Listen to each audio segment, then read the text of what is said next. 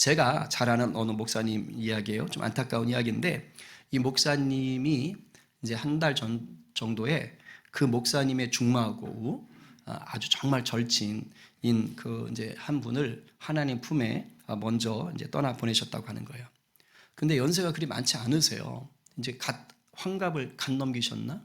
요즘 뭐 환갑이면 뭐 정정하시잖아요. 그리고 그 이제 먼저 가신 그 목사님 그분도 목사님이셨는데, 이제 그분이 이제 한 30년 넘게 또 목회하시면서 그 성도도 한 2,000명 넘게 되는 교회를 이제 크게 또 이렇게 규모가 성장했다고 그래요. 그리고 이제 뭐 선교관도 짓고 더 역동적으로 이제 선교 사업을 좀 해봐야겠다, 이런 마음을 품고 이분이 이제 외국에 나가셨답니다. 그래서 몇 분하고 같이 외국을 나가셨는데, 그 선교 사역을 위해서 외국에 나가신 그 첫날 밤에 호텔에서 주무시다가 심장마비로 돌아가신 거예요. 그러니까 이제 좀 어이가 없는 그런 거잖아요, 상황이. 정말로 뭐 전혀 그런 조짐도 없으셨던 분인데 갑자기.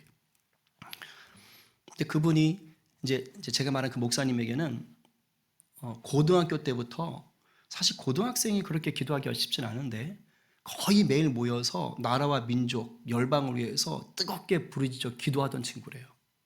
그러니까 그냥 놀던 친구가 아닌 거예요. 아주 영적인 친구인 거예요. 같이. 굉장한 친구죠. 그러면서 이분이 약간 특수 사역을 하시는데 자신의 사역을 잘 이해해 줄 수 있는 유일한 친구였고, 또 자기가 힘들고 어려울 때 적극적으로 도와줄 수 있는 아주 든든한 친구였는데, 그런 친구가 정말로 생각지도 못하게 아주 갑작스럽게 먼저 부름을 받은 겁니다. 그러니까 이 목사님이요, 제가 보니까 약간 기운이 빠져 보이시고, 그래서 왜 그런가 했더니 그 얘기를 하시더라고요. 근데 이해가 도저히 안 되더래요. 어떻게 이런 일이 생기나. 근데 신앙인이시고 목사님이세요. 믿음도 굉장히 좋으십니다. 굉장한 파워풀하신 분인데, 그런 분이 이 상황이 이해가 안 가는 거예요. 그러니까 하나님을 이해할 수 없는 거예요. 아니, 지금까지 열심히 해왔고 이제 뭔가 좀 안정이 돼서 뭔가 갖추어져서, 마치 그 다윗이 솔로몬을 위해서 성전 건축 준비를 다 해주잖아요. 마치 그와 같이 야, 이제 본격적으로 선교 사역을 해봐야겠다 하고 준비를 다 해놓으셨는데 그냥 아무런 예고 없이 그냥 데려가신 거예요. 그것도 그 선교를 개척하려고 나가신 그 외국에서.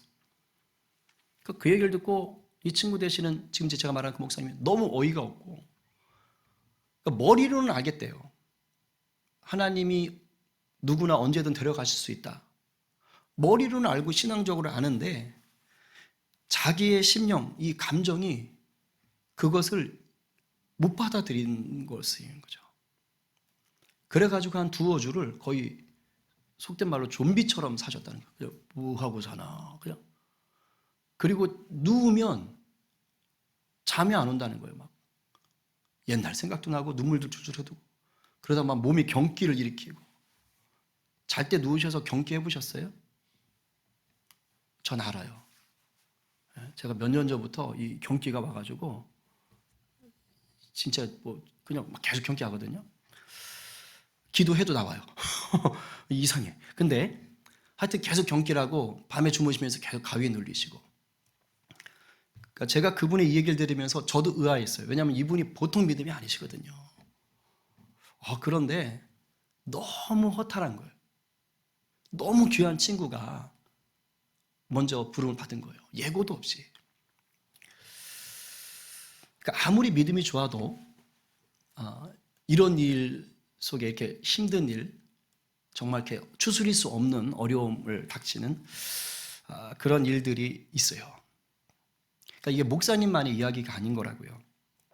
저나 여러분도 삶을 지나가다 보면 뭐 좀 경중은 다를지언정 이런 일들을 만날 수 있어요. 그러니까 우리가 믿음이 있죠. 여기 나올 정도면 믿음 좋으신 거예요. 근데 믿음이 있는데도 불구하고 때로는 내가 뭐하고 사나? 내가 왜 이렇게 사나? 내가 왜 이 모양인가? 하나님 정말 너무하시네. 뭐 이런 허무하고 답답하고 막막할 때가 있어요. 그러니까 하나님이 일하실 것을 믿는데도 불구하고 그게 언제지? 안 보이니까. 그게 언제지? 지친다. 사람들 앞에서는 뭐 그냥 웃지만 속으로는 답답하다. 이럴 때가 있다는 거죠. 가족 구원 10년, 20년 정말로 날이면 날마다 그렇게 기도하는데 도무지 주님 앞에 나오지 않는 그 가족들을 볼 때 말로는 언젠가 오겠지. 하지만 마음은 참 언제 올까? 이런 아쉬움들이 생길 때 있고요. 또 믿음을 생활을 잘한다고 생각했는데 정말 어처구니 없게 한순간 감정이 욱하면서 이 감당하기 힘든 범죄를 행할 수도 있고요. 나름대로 신앙생활을 열심히 하는데 너무 경제 활동이 안 풀어져. 이상하게 이게 경제적으로 너무 어려움이 계속되면 이게 또 교회에 또 경제적으로 또 하나님의 은혜가 부어지는 또 사람도 있잖아요. 그럼 저 사람은 저런데 나는 또 뭔가 내가 신앙생활 더 잘하는 것 같은데 뭐 이런 생각이 들 때도 있어요. 우리 공동체에도 그런 일이 있었지만 전날까지 하하호호 웃고 즐기던 가족을 그냥 불의의 사고로 또 떠나보내는 그런 일들도 있지 않습니까? 그러니까 우리가 이런 일들을 만날 때는요, 우리가 정말로 믿음이 있는데도 절망과 포기, 막 미움, 우울함 이런 거에 늪에 푹 빠져들 수가 있습니다. 근데 결과적으로 말하면 이런 것은 우리 주님의 뜻은 아니죠. 우리가 원하는 것도 아닙니다.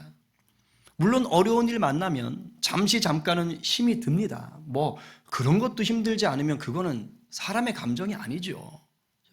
정말 힘든 일 당하면 어렵지요. 슬프지요. 고난되지요. 그러나 우리도 그렇고 하나님도 그렇고 우리가 그런다고 해서 인생을 자포자기하고 하나님에게 등 돌리는 것 이거 원하지 않습니다. 그럼에도 불구하고 우리가 원하는 것은 고난을 견디는 것이죠. 이기는 자가 되는 것이고 그 어려움들을 통과하는 자로 서는 것입니다. 우리 하나님을 나의 도움이요 반석이요 피난처로 온전히 믿고 누리는 것을 정말 우리가 원하게 됩니다. 이렇게 어려운 중에도 하나님을 믿고 누리고 나가는 것들 이것이 지금 우리가 사실 가져야 될 믿음인 거예요. 우리 주님은 이런 믿음 위에 서기를 바라는 거죠. 이런 믿음 위에. 아까 제가 말씀드린 목사님도 굉장히 힘들어 하시는데요. 이분은 믿음 위에 서려고 자기가 또 계속 노력을 하세요. 그러니까 추스리시겠죠.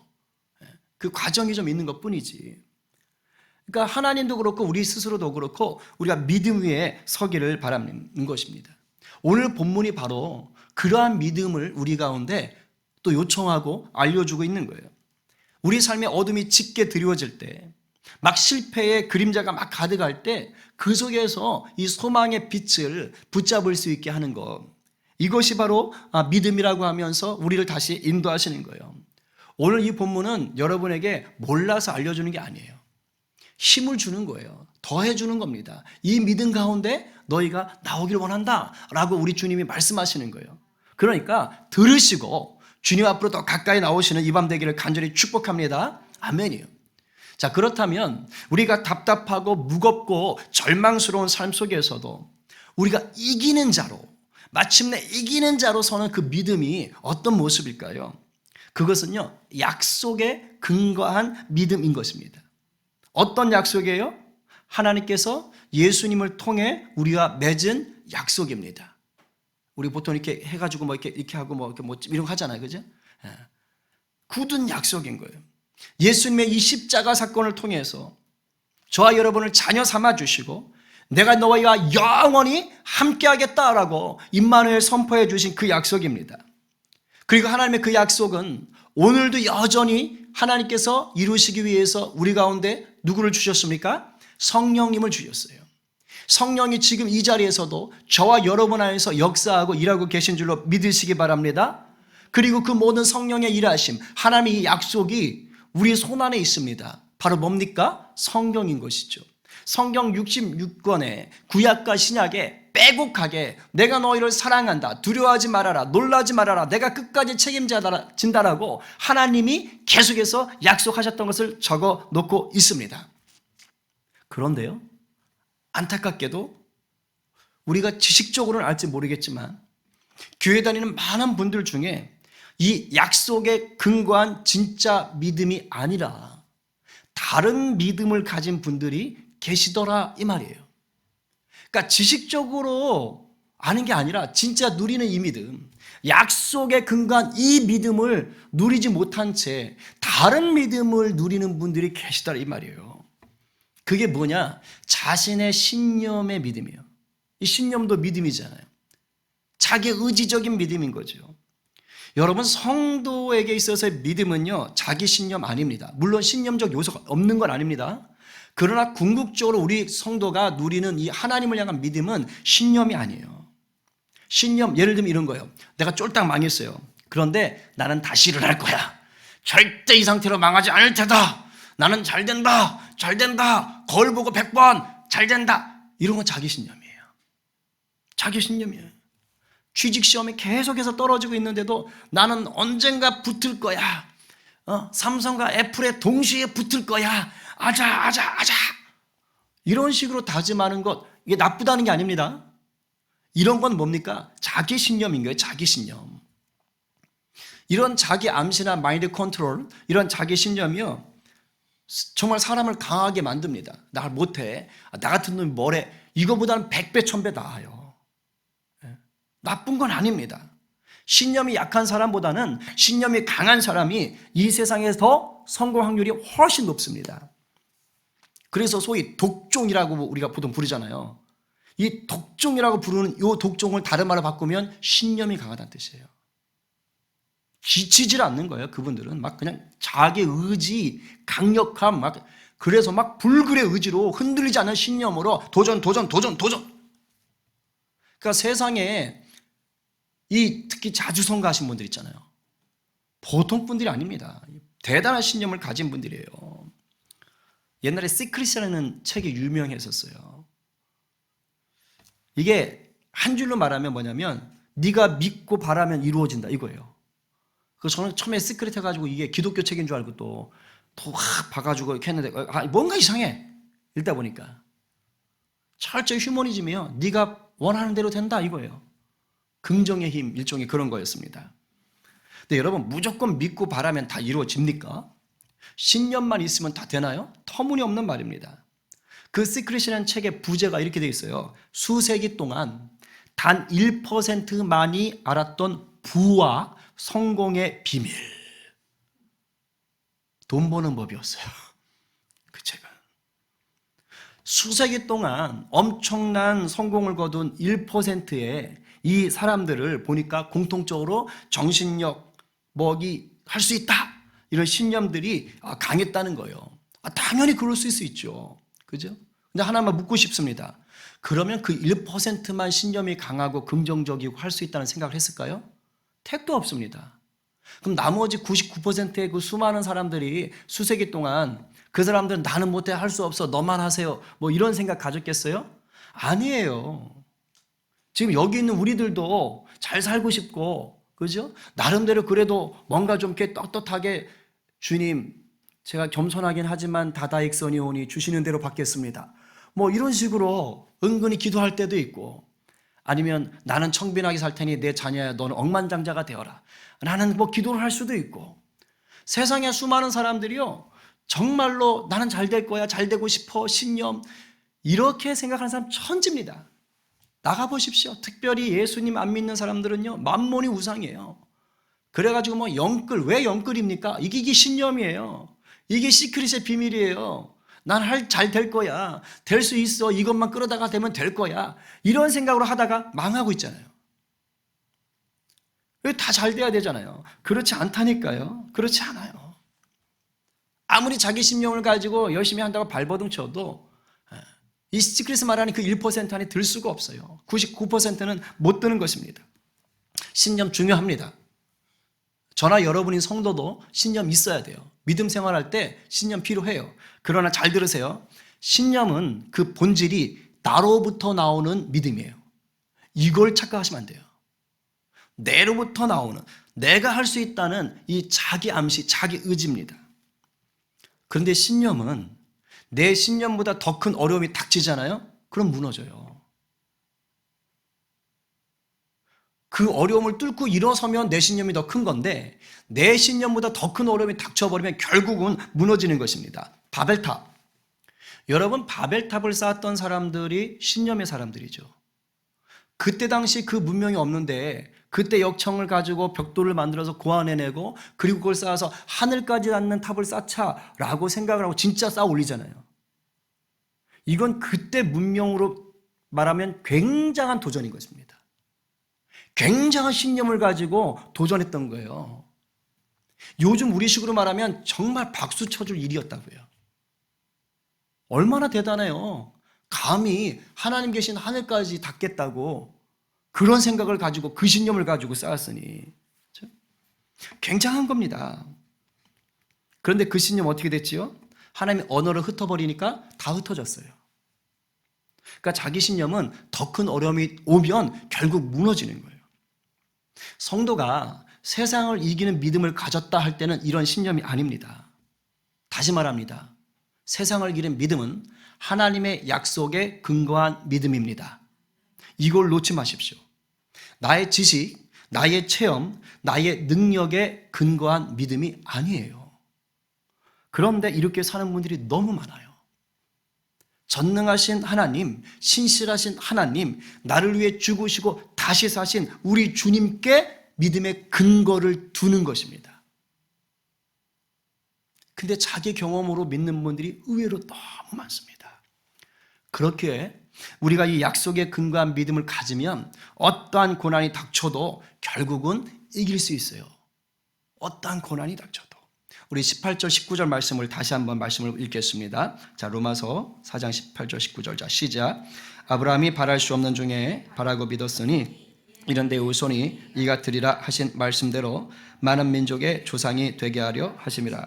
그가 백세나 되어 자기 몸이 죽은 것 같고 사라의 태가 죽은 것 같음을 알고도 믿음이 약하여지지 아니하고. 여러분, 그 18절에 아브라함이 바랄 수 없는 중에 바라고 믿었다 그랬어요. 여러분, 바랄 수 없다라는 게 이게 뭡니까? 세상의 기준으로 볼 때 불가능한 환경이란 뜻이에요. 이루어질 수 없는, 소망할 수 없는 그런 환경이었었다는 거예요. 바랄 수 없는 중에가. 그런데 그런 중에도 뭐 했다고요? 하나님의 약속을 믿었다는 뜻이에요. 자기 신념이 아니에요. 이게 바로 우리가 가져야 할 믿음이고 세상을 이기는 믿음입니다. 창세기 15장 5절에 보니까 그냥 들으세요. 하나님이 그를 이끌고 밖으로 나가 이르시되 하늘을 우러러 무뼈를 셀 수 있나 보라. 또 그에게 이르시되 너의 자손이 이와 같으리라. 저 별과 같이 많아질 것이다 라고 하나님이 뭐 한 거예요? 그때 약속하신 거예요. 지금 로마서 본문이 그것을 말하고 있는 것입니다. 바로 4장 19절 믿음이 약하여지지 아니하고 할 때 이것이에요. 18절에 이같이 내 후손이 이같으리라 하신 말씀대로. 바로 창세기 때 이 약속을 얘기하는 것입니다. 하늘의 별과 같이 많은 후손을 갖겠다는 것은요, 아브라함의 믿음 아닙니다. 아브라함의 신념 아닙니다. 아브라함의 소망이 아니었어요. 이것은 하나님께서 아브라함이라는 그의 인생에게 두신 계획이고 하나님의 약속인 것입니다. 자신이 처한 환경으로 볼 때는요, 완전히 불가능한 거예요. 알다시피 생물학적으로 자녀를 생산할 수 없는 몸입니다. 둘 다 그런 상황이에요. 그런데 이 아브라함이 어디에 흔들리지 않았어요? 환경에 붙들리지 않았어요. 생각을 안 한 게 아니에요. 다 알고 있어요. 우리가 생물학적으로는 자녀를 낳을 수 없다는 거 알고 있습니다. 그러나 그런 불가능한 환경 때문에 하나님을 거역한 것이 아니라 그런 불가능한 환경인 것을 알면서도 불구하고 뭐 하는 거예요? 나는 하나님의 약속을 붙잡겠어. 이렇게 한 거라고요. 알았지만은. 그랬더니 마침내 약속대로 하나님이 이삭을 주셨던 것입니다.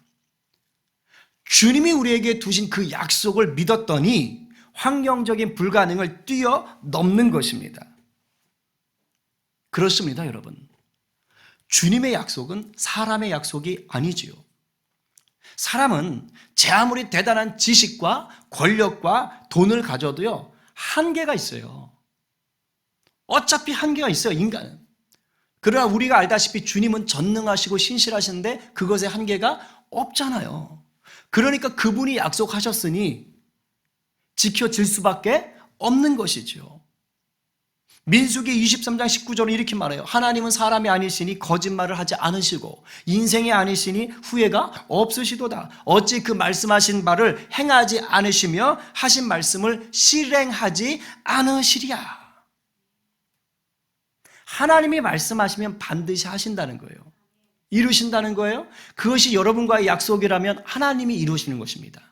그래서 환경과 상관이 없는 거예요. 환경은 불가능할 수 있어요. 그러나 하나님이 그것을 약속하셨다면 하나님이 하시는 것입니다. 하나님이. 믿음은 뭐냐? 그 하나님을 믿는 것입니다. 그 하나님을 바라보는 것이에요. 내 심령을 붙잡는 것이 아닙니다. 오늘 우리 안에 이 믿음이 이미 주어진 줄로 믿습니다. 이거는요, 주어졌나? 아닌가? 아니요, 그런 거 아니에요. 제가 사기치는 게 아니고 이미 주님이 우리에게 주셨다고요. 문제는 뭐예요? 실행을 해야 돼요.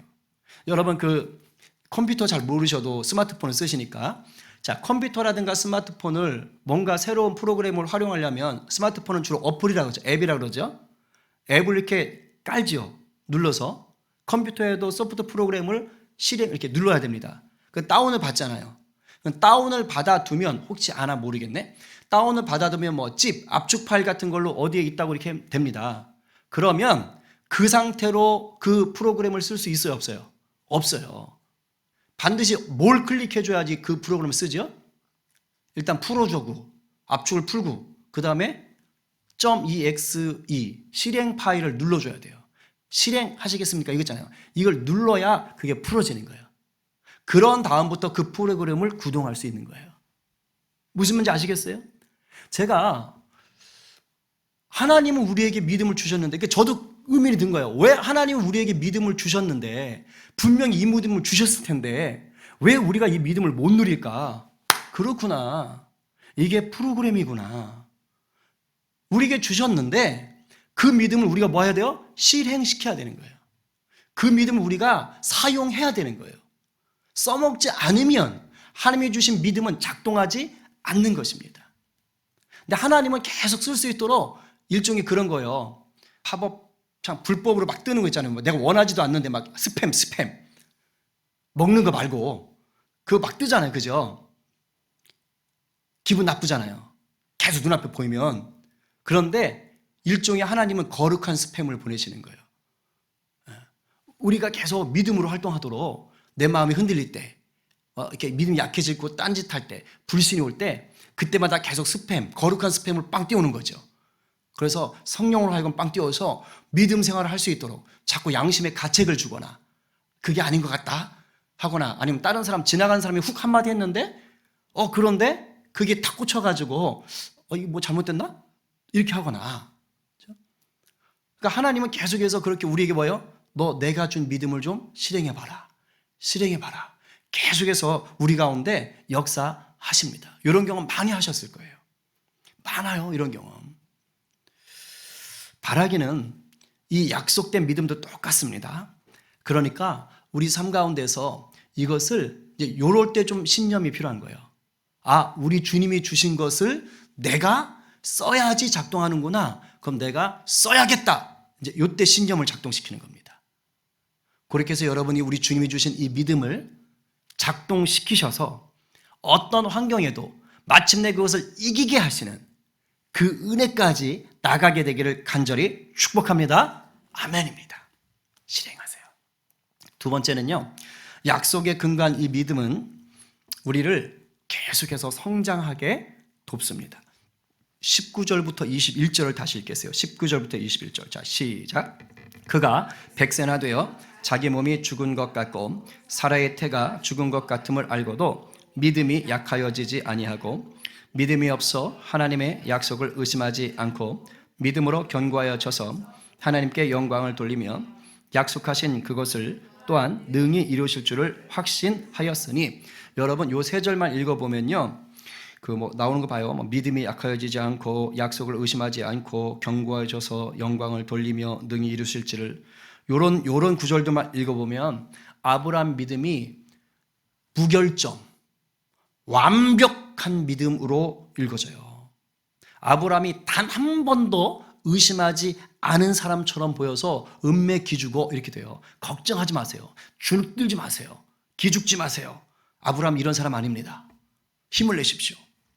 지금 사도 바울이 이렇게 적은 것은요, 아브라함이 가졌던 그 믿음의 중심을 지금 보고 말하는 거예요. 그 과정 전체를 보고 말하는 겁니다. 아브라함이라는 사람이 처음부터 끝까지가 완전 퍼펙트했다, 이런 걸 증명하는 게 아닙니다.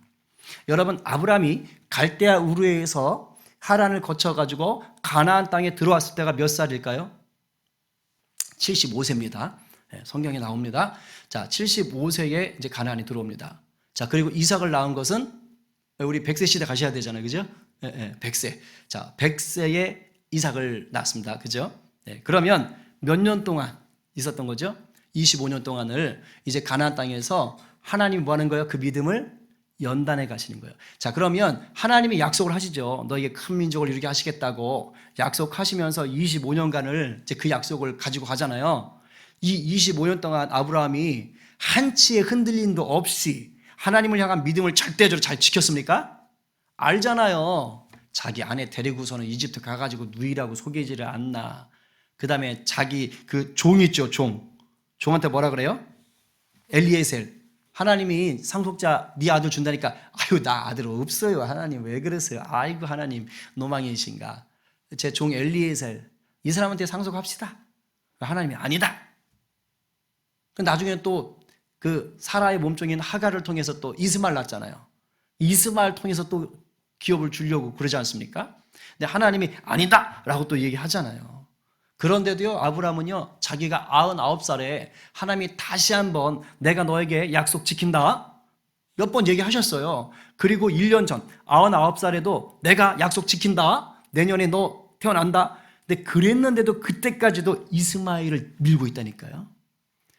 아브라함이 엎드려 웃으며 마음속으로 이르되 100세 된 사람이 어찌 자식을 낳을까? 사라는 90세니 어찌 출산하려 하고, 아브라함이 이 하나님께 아뢰되 이스마엘이나 하나님 앞에 살기를 원하나이다.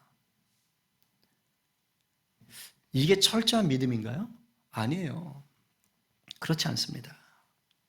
그런데도 불구하고 지금 사도 바울은 아브라함에게 믿음이 약해지지 않았다라고 적었어요. 그렇지 않아요. 하나님의 약속을 의심하지 않고 믿음으로 견고해져서 하나님께 영광을 돌렸다라고 적고 있습니다. 21절에서는 약속하신 그것을 또한 능히 이루실 줄을 확신했다라고 적고 있어요. 근데 우리가 창세기를 꼼꼼하게 읽다 보면 그러기에는 조금 뭔가 부족하고 실수가 있는 것 같은데? 라고 느껴지거든요. 근데 그럼에도 불구하고 사도 바울이 이렇게 적은 이유가 뭘까요? 그럼 틀렸나요? 아니요. 성경은 틀릴 수가 없습니다. 성령께서 적게 하시기 때문에 틀리질 않아요. 그럼 사도 바울이 이렇게 완벽한 것처럼 적은 이유가 뭡니까? 그 중심이 그랬다는 거예요. 중심이. 실제적으로 아브라함의 최종 점은, 믿음의 테스트는 어떤 사건이지요? 우리가 잘 아는 이삭을 바치라는 거예요. 모리아 산에 이삭을 바치라고 했을 때 아브라함이 잠깐 주님 다시 생각해 보세요. 이건 좀 이런 식으로 민기적 그랬습니까? 아닙니다. 즉시 순종합니다. 자, 가자. 바로 갑니다. 그 이후로는 더 이상 아브라함을 시험했다는 사건이 나오지 않습니다. 여러분, 이때 하나님이 비로소 아브라함에게 이 사건을 통해서 아브라함을 인정하시고 얘기합니다. 창세기 22장 12절에 이렇게 써 있어요. 사자가 이르시되 그 아이에게서 내 손을 대지 말라. 그에게 아무 일도 하지 말라. 네가 네 아들 네 독자까지도 내게 아끼지 아니하였으니 내가 이제야 네가 하나님을 뭐하는 줄? 경외하는 줄을 아노라. 오늘 로마서 본문이 아브라함의 믿음을 평가한 것은요, 이 과정 전체를 요약한 것입니다. 여기까지 오는 과정 전체를. 아브라함은 가나안에 도착한 이후로 계속해서 그 믿음이 어떻게 된 거예요? 때로는 흔들리고 실수하고 실패하는 것처럼 보였지만 성장해 가고 있었던 것이. 계속해서 자라고 있는 거예요. 하나님이 그렇게 계속해서 이끄시는 거예요. 그 실수와 실패를 통해서 뭘 배웠을까요? 겸손을 배웠고 인내를 배웠습니다. 어린아이 신앙에 머물지 않는 것을 배웠다는 거예요. 그 중심은 하나님을 부인하지 않았어요. 이게 약속에 근거한 믿음입니다. 여러분, 그 누구도요, 처음부터 끝까지 완벽한 믿음 생활을 할 수 있는 사람 없어요. 우리는 결국 다 길 위에 서 있어요. 과정 가운데 서 있어요. 때론 흔들리고, 때론 실수하고, 때론 실패하고, 그 어려움 속에서 하나님 계신 거야? 안 계신 거야? 고민할 수도 있지만 그 중심은 뭐예요? 분명했다는 것입니다. 자기 아들을 십자가에 내어 죽이시고 다시 살리신 하나님을 향한 그 믿음만큼은 놓지 않고 있었던 거예요. 그 중심은. 하나님이 이 믿음을 보시고 뭐 하시는 거예요? 계속 돌보시는 거예요. 일종의 애프터 서비스. 하나님 우리를 자녀 삼으신 이후로 계속해서 돌아보는 겁니다. 근데 우리가 찾아가기 전에 하나님 먼저 오셔요. 왜? 우리가 약한 것을 이미 아시기 때문입니다. 우리가 실수하고 실패하고 낙심한다는 걸 아세요. 그래서 그때마다 먼저 오세요. 아니, 와 계시지요. 성령님으로 와 계신 거예요. 그렇게 하셔서 어떻게 하는 거예요? 우리를 향한 하나님의 계획과 약속이 성취될 때까지 뭐 하십니까? 도우시며 함께 하시는 줄로 믿으시기 바랍니다. 우리는 이 시간들을 통해서 성장해 가는 것입니다. 어제보다 오늘이, 오늘보다 내일이. 믿음은요, 무너질 때 있어요. 근데 무너져서 실수해도 하나님을 붙잡으면 그게 성장인 줄로 믿으시기 바랍니다. 그러니까 하나님을 놓지 마셔야 돼요. 이 믿음을 반드시 붙잡고 있어야 돼요. 기적의 소년이라는 영화가 있습니다. 이게 실화를 바탕으로 만들어진 영화니까 실화 이야기인 거예요. 자녀가 없던 선교사님 부부가 이제 과테말라인지 파라과이인지 어디로 이제 선교를 갔다가 거기서 남자 아이를 하나 입양을 합니다. 그래서 그 아이를 정성껏 이제 키우는 거예요. 근데 그 아이가 사춘기가 되니까 이제 엄마랑 계속해서 부딪히는 거예요. 그리고 자기가 입양된 걸 또 알아요. 그래가지고 그런 것들이 좀 자기 안에는 좀 이렇게 스트레스고. 근데 엄마랑 계속 부딪혀요. 왜 그러냐면 엄마가 어떤 기질이시냐면 이 통제를 하시는 기질이에요. 이렇게 해야 돼, 저렇게 해야 돼. 이렇게 이런 게 좀 있으신 거예요. 그러니까 이제 애가 이걸 감당을 못하는 겁니다. 아까 저 사진에 나왔던 그게 이제 그 아들하고 그 엄마인 거예요. 근데 어느 날 이 아들이 친구네 집에 놀러 갔다가 그 친구들하고 호수에 놀러 갔는데 이제 겨울이어가지고 호수가 얼어 있던 겁니다. 근데 이게 좀 약간 살얼음이었던 거야. 그래서 그쪽에 있는 이웃 아저씨가 나와라 위험하다 그랬는데도 그냥 그 뭐 중학교 애들이 뭘 알겠어요. 그래서 우리가 뭐 괜찮아 막 하고 놀다가 얼음이 깨진 겁니다. 그래서 그 아이가 입양된 아이가 물에 빠졌어요. 근데 그 얼음 깨져서 빠지면 그 나오기 힘들잖아요. 그래가지고 15분 동안을 물에 빠져 있던 거예요. 얼음 밑에. 구조대가 기적적으로 살려낸 게 아니고 발견한 거죠. 15분을 있었으니까. 그래서 발견했는데 병원에 옮겼지만 이미 사망 선고가 내려진 거예요. 골든타임을 놓친 겁니다. 그런데 재밌어지는 건 그다음부터 이 엄마가 이 아들을 포기를 안 하는 거예요. 사망 선고가 내려졌는데도 포기를 안 하는 겁니다. 그래서 믿음을 이제 작동하기 시작하는 거예요. 부활의 주님, 죽은 자도 살리시는 주님을 붙잡고 막 기도를 하기 시작하는 거예요. 나중에 혼자 안 되니까 이제 아이들 친구들, 그다음 막 교인들 막 다 같이 이제 기도에 동참하도록 해서 기도를 하는 겁니다. 자, 그 아이가 즉시 살아났을까요? 아닙니다. 즉시 살지 않았어요. 몇 번의 위기가 있었습니다. 그리고 이 엄마가 좀 직설적이고 막 그 강압하고 막 통제하고 이런 게 강하신 분이다 보니까 남편하고도 부딪히고 병문안 온 사람들하고도 부딪히고 막 어려움이 많았어요. 그런데 하나님이 이 과정을 통해서 이 엄마의 기질을 다루시는 거예요. 마치 아까 아브라함이 자기 마음대로 하고 사람 말 듣고 하다가 실수하고 실패하면서 겸손과 인내를 배우듯이 그 엄마가 그 아들을 죽었다고 판정된 그 아들을 살리겠다고 기도하는 가운데 그 엄마의 그 모난 기질이 다루어지는 거예요.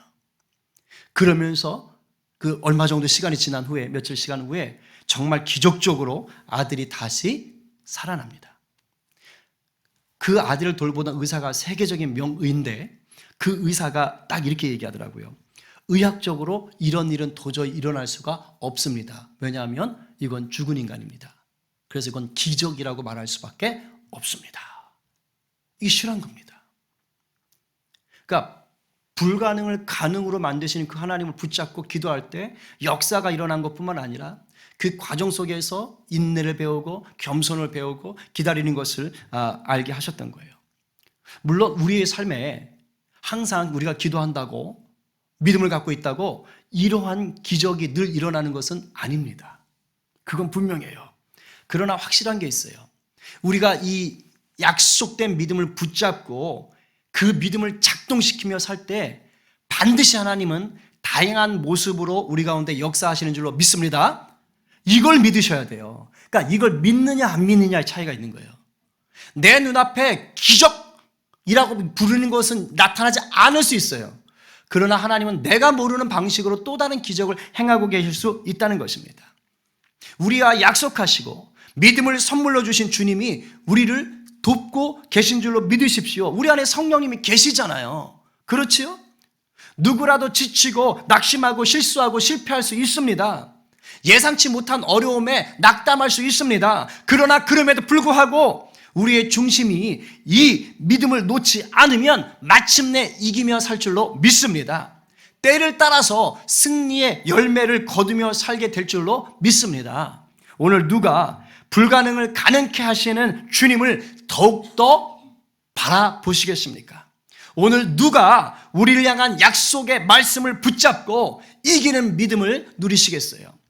오늘 이 로마서 말씀을 붙잡고 말씀을 듣고 아멘이라고 화답하는 저와 여러분 모두가 되시기를 간절히 축원합니다. 아멘입니다.